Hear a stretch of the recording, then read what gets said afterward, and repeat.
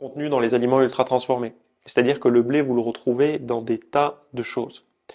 Si vous allez dans un grand magasin, vous verrez que quasiment l'intégralité des rayons vont contenir comment dire, une forme ou une autre de blé. Ça peut être du sirop de blé, ça peut être, comment dire, de la farine de blé, ça peut être du blé complet, du son, etc. Et toutes ces choses-là, de près ou de loin, se rapprochent du blé. Donc vous en avez dans la charcuterie, vous en avez dans l'alcool, vous en avez forcément dans tout. Imaginez le rayon pain, pain de mie, la taille de ces rayons-là, le rayon gâteau, bah voilà, le rayon des pâtes, bah c'est pareil, pâtes, éblis, semoule et tout. Après, vous allez aller dans le rayon traiteur, bah, vous allez avoir des tas de produits du style croque-monsieur, feuilleté à la viande, bref, et j'en passe et des meilleurs.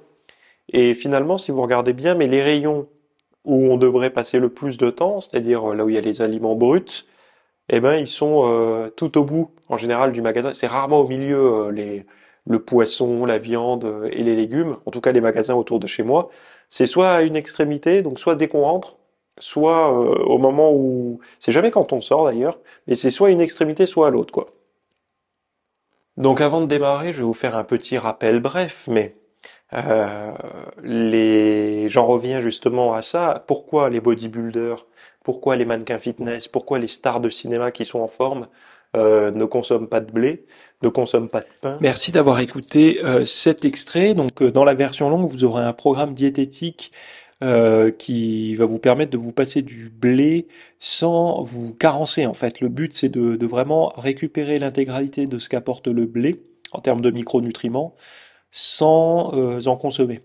Donc c'est vraiment pour les personnes qui ont l'impression que, enfin pas l'impression, mais qui ont fait pas mal de régimes et tout et qui ont, c'est comme les Américains appellent ça le wheat belly, donc le ventre de blé ou la bedaine, la brioche en fait. Hein. Nous on appelle ça la brioche. C'est un peu le terme similaire, la brioche à base de blé, bah, la brioche, le bide quoi.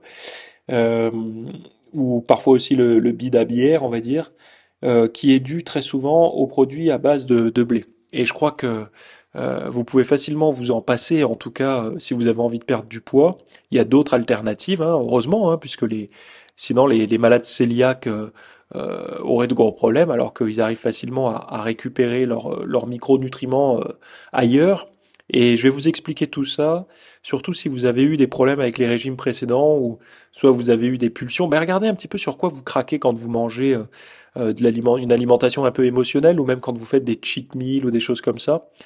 Si vous avez souvent des produits à base de blé dedans, ça vous concerne, quoi. Allez voir ce dont je vais parler.